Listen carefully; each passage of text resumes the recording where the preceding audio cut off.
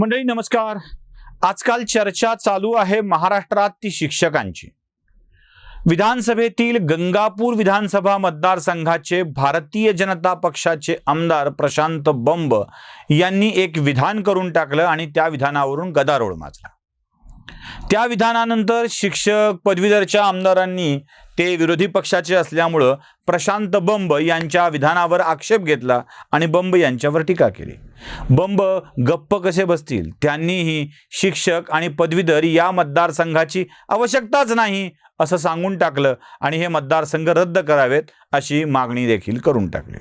वातावरण चांगलंच पेटलंय. याला कारण शिक्षक आहेत. शिक्षकाचा मुद्दा यासाठी येतोय की आमदार प्रशांत बंब यांनी शिक्षकांचा घरभाडे भत्ता बंद करण्यात यावा अशी मागणी करून टाकली. आता या सगळ्यामध्ये बंब यांनी अशी मागणी का केली असाही प्रश्न पडतो. जिल्हा परिषदेचे किंवा सरकारी शाळातील शिक्षक हे बहुतेक वेळा शाळेच्या गावात राहत नाहीत आणि राहत नाहीत ते तालुक्याच्या किंवा सर्रास जिल्ह्याच्या ठिकाणावरून ये जा करतात.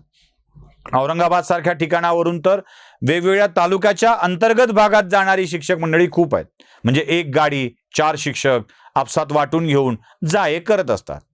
बहुतेकांची घरं औरंगाबादमध्ये आहेत. बऱ्याच ठिकाणी नवरा बायको शिक्षक एकत्र असल्यामुळं त्यांनाही ती सोय होते आणि ते 4 चाकीनं जाऊ शकतात. त्यामुळं गावात सुविधा उपलब्ध नाही, मुलांच्या शिक्षणाची सोय नाही असं म्हणत शिक्षक आपण जिल्ह्याच्या ठिकाणी किंवा तालुक्याच्या ठिकाणी राहून जाए करत असतात. आता खरं तर मुलांच्या शिक्षणाची सोय नाही हा शब्द वापरला की पहिल्यांदा लाज वाटते.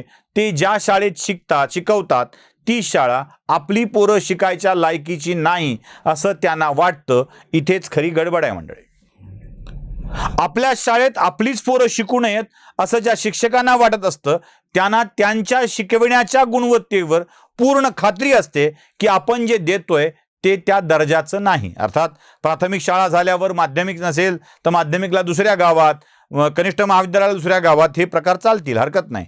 पण ज्या प्राथमिक मुलं जिथं शिकायला आहेत शाळेमध्ये त्यांची तरी त्या शाळेत शिकतात का? तुम्ही गावाच्या मुलांमध्ये समरस होऊन शिकवायला पाहिजे, ते करत नाहीत. लांब राहता, शाळेच्या वेळेत पोहोचता आणि शाळा बंद झाल्याबरोबर निघून जाता. ही जर प्रक्रिया राबवत असाल तर मुलांच्या पर्यंत ज्ञानसाधना हा विषय कसा रुजणार आहे हा खरा मोठा प्रश्न आहे. मग अशा वेळी त्या गावात राहण्याचं घराचं भाडं घेऊन शहरामध्ये राहणे आणि आपला अधिकाधिक वेळ प्रवासात घालणे हे करणाऱ्या शिक्षकांचा घरभाडे भत्ता बंद करावा अशी प्रशांत बंब यांनी केलेली मागणी मला तरी अजिबात गैर वाटत नाही. मंडळी, मी शाळांचं अर्थकारण तुम्हाला जरा समजावून सांगतो. भरघोस फीस घेणाऱ्या शाळा म्हणजे एखाद्या शाळेची 1,00,000-1.5 लाख रुपये इंग्रजी शाळाची फीस आहे आपण असं गृहीत धरू. या शाळेच्या शिक्षकांचा पगार किती असतो? साधारण 10,000 15 कुठे 20 इतका असतो. काही काही जणांना अर्धा दिले जातात. छोट्या शाळांमध्ये तर खूप कमी पगार असतो. म्हणजे या एक प्राथमिक शाळा असेल तर 5-6 शिक्षकांना 40-45 ते 50,000 सगळ्या शिक्षकांचा मिळून पगार होतो आणि ते शिक्षक उत्तम शिकवत असतात. म्हणजे अगदी मोठ्या शहरातला औरंगाबाद सारख्या, नाशिक सारख्या शहराचा विचार केला तरी 15,000 रुपयावर शिकविणारे 10 शिक्षक जरी ठेवले तरी 1.5 लाख रुपये त्यांची सॅलरी होईल.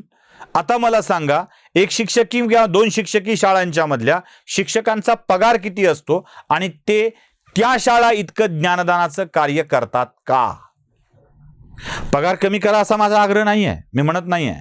आणि सगळ्या शिक्षकांनी, सन्माननीय शिक्षकांनी याचा खरोखर पॉझिटिव्हली विचार करावा. आपण गुरुची आहात. लोकांनी तुम्हाला मास्तर ही उपाधी दिल्यावर इथल्या एका औरंगाबादच्याच एका दैनिकानं आपल्या मास्तर असा शब्द, मास्तरड्यांनो असा शब्द वापरून तुमच्याविषयी लिहिलं होतं. तेव्हा मीच होतो जो शिक्षकांच्या विषयी नीट बोललं पाहिजे असा व्हिडिओ घेऊन आलो होतो. सरकारी शाळेत शिकविणाऱ्या शिक्षकांच्या लोकांनी एवढा तरी प्रामाणिकपणे विचार करावा की आपण मिळणाऱ्या पगारीत जे ज्ञानदानाचं कार्य करतो, खरं तर ज्ञान हा शब्द वापरायचा की नाही पगार घेतल्यावर हा मोठा प्रश्न असतो, ते प्रामाणिकपणे करतोय का? आपली मुलं म्हणजे शिक्षकांची मुलं ज्या शाळेत शिकतायत तिथल्या शिक्षकाला 15,000 ते 20,000 रुपये पगार आहे तिथलं ज्ञान उत्तम आहे असं तुम्हाला वाटतं, तुम्ही 50 ते 60 हजार रुपये पैसे घेताय, पगार घेताय, आणि ज्ञानाचा दर्जा काय आहे? ज्ञान शिक्षकानं दिल्यावर वाढत असतं, तिथल्या वातावरणावर अवलंबून नसतं ते, आणि अनेक चांगली चांगली माणसं यातून तयार झालेली आहेत. म्हणून हा दर्जा सुधारण्यासाठी शिक्षक काही प्रयत्न करणार आहेत का? आणि हा न करता आपण जर आमदारांच्या वक्तव्यावर, नेत्यांच्या वक्तव्यावर निषेध करत जात असाल तर तुमच्या विरुद्ध कारवाई का करण्यात येऊ नये? शिक्षक आमदार आणि पदवीधरच्या आमदाराला पुढे करून आपण यात डाव टाकू इच्छित आहे, आपण याचा विरोध करू इच्छित आहे, यात राजकारण आणू इच्छित आहे. खरं तर पदवीधरच्या आमदाराची गरज आहे का हा प्रश्न मलाही पडलाय. आता बहुतेक आमदार हे शिकलेले आहेत, किमान 50% आमदार तरी शिकलेले आहेत. पदवीधर मतदारसंघ ही राजकीय सोय आहे, शिक्षक मतदारसंघ ही राजकीय सोय आहे. अशा शिक्षक मतदारसंघाची स्थापना करून 4-4 शिक्षक आमदार महाराष्ट्रातून निवडून आणून त्याचं वेतन, त्याच्यावरचा खर्च, निवडणुकांच्या वरचा खर्च हा महाराष्ट्राला परवडणारा आहे का? त्यामुळे या मतदारसंघाची देखील आवश्यकता आहे का हा प्रश्न पडतो. या शिक्षकांना जर आपल्या आमदारांच्या आडून राजकारण करायचं असेल तर हा मतदारसंघच बरखास्त केला पाहिजे. या आमदार प्रशांत बंब यांच्या मताशी मी देखील सहमत आहे.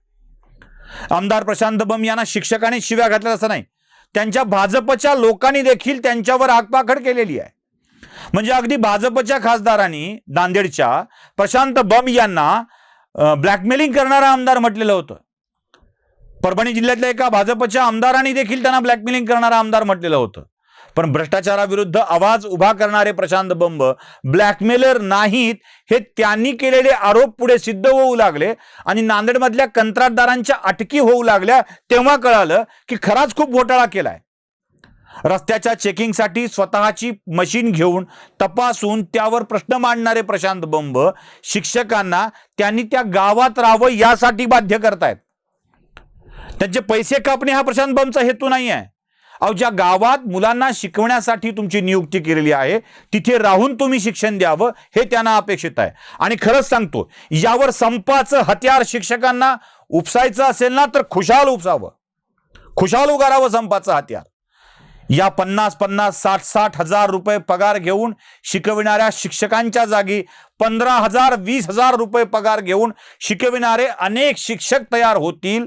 ते शिकवतील आणि चांगल्या प्रकारे शिकवतील. लांब कशाला, माझ्यासारखीच बेकार माणसं 15-20 हजार रुपयावर विद्यार्थ्यांना शिकवायला तयार आहेत आणि मी शिक्षक म्हणून काम केलं आहे म्हणून खात्रीनं सांगतोय. त्यासाठी या सगळ्या गोष्टी करायची आवश्यकता नसते. अशी संपाची हत्यारं उगारून तुम्हाला होता येणार नाही आहे. प्रत्येक वेळी शिक्षक एकजुटीचा वापर करून कुणाला तरी झुकायला लावायचं, कुणाला तरी वाकायला लावायचं आणि आपलं मनमानेल ते खरं करून घ्यायचं. रिझल्ट मात्र शून्य. अशी स्थिती असेल तर लोकही हे सहन करणार नाहीत. लोक तुम्हाला सहन करतील, लोक गुरुजी म्हणून सन्मान देतील, लोक सन्मानानंच वागवतील. पण त्यासाठी तुम्हाला लोकांना तेवढं त्यांच्या मुलांना ज्ञान द्यायला हवं. जाता जाता पिंजरा चित्रपटातलं शेवटचं वाक्य सांगतो. त्यातला मास्तर ज्या श्रीराम लागूनीची भूमिका केली आहे तो शेवटचं वाक्य, कोर्टात जेव्हा ती तमाशा कलावंतीन संध्या उभं राहून सत्य सांगायचा प्रयत्न करते, तिची वाचा बसून जाते, त्याच वेळेला श्रीराम लागूचं एक वाक्य आहे, माणसं मेली तरी चालतील पण माणसाचे आदर्श मरता कामा नाहीयेत. शिक्षक बांधवांनो, तुमच्याकडे आदर्श म्हणून लोक बघतात आणि ती आदर्श मरू देऊ नका, एवढीच तुम्हाला विनंती करायची आहे. धन्यवाद.